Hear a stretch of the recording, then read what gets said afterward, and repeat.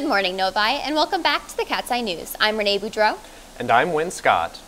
How was your weekend, Renee? It was pretty tiring. I worked on college apps all weekend. That doesn't sound fun. Did you hear about Michael Pryan and how he spent his weekend? No, what did he do? He flies planes. While most teenagers are hitting the road with their new driver's license, junior Michael Pryan is hitting the skies.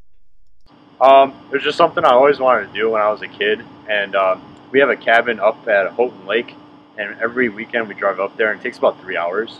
And my dad was like, "Oh, you should learn how to fly planes so it'd be quicker to get there." I'm like, "All right." So I did the research, found a flight school, and that's how I got started. I got certified by taking a class in Canada. It was about a 6-week class, and then just like make sure you know the fundamentals before you actually go in the air. And then who taught me was my instructor. His name is Graham, and he's been teaching me for about almost 5 years now. I used to fly Cessna 152s, and then I converted over to 172s because they're a little bit more updated and they're easier to fly. I have to fly to a specific place for training purposes. The only reason I go like anywhere I want is for like planning a trip and just to make sure I know how to get there for navigational purposes. The farthest I've ever flown was 422 miles from Windsor all the way to London, Ontario, to Sarnia, and then back to Windsor. That was about a 4-hour trip. I plan to continue flying in the future, and I want to go commercial and fly for like Delta or something, or United Airlines. And something I want to do for the rest of my life.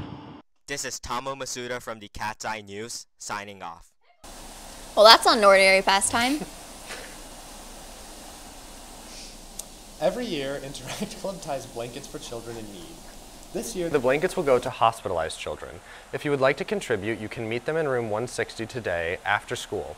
Also meeting today is the Introductory Economics Club. You can join them for more information about the club and the Economics Challenge. Speaking of economics, any former AP Economics students should stop by and see Miss Scribolo in room 208 or Mrs. Smith in room 227 if you would be willing to tutor current AP Econ students. We've seen increased support for students who struggle with their mental health within the past year. Support available to students will expand even further tomorrow at the first Calm meeting in room 224. Students can attend for food, Kahoot, and stress relief. To celebrate Halloween, French Club will do a spooky scavenger hunt with candy and free food on Thursday. Appraise is a book that's unique to each person who reads it. The book, I Wrote This For You, by Ian S. Thomas, will be the focus of the book club's next discussion. They will meet next Monday, October 22nd in the Forum. That's all we have for school news today. Let's go to Griffin with sports. Thanks, guys. On Friday, boys varsity tennis placed second behind Northville at their MHSAA Regional. Congratulations, boys, and good luck at States. The varsity football team lost the jug on Friday against Northville, 13-7. Let's get it back next year. That's all for your sports report. Now back to the desk. Thanks, Griffin. Tune in tomorrow for more Cat's Eye News. I'm Wynn Scott. And I'm Renee Boudreau. Make sure to vote for Ms. Japinski to win the Alive in the D Our Teachers Rock Award one more time by 12 o'clock tonight. By 12 o'clock this afternoon, because that's when the voting ends. Have a great day, Novi.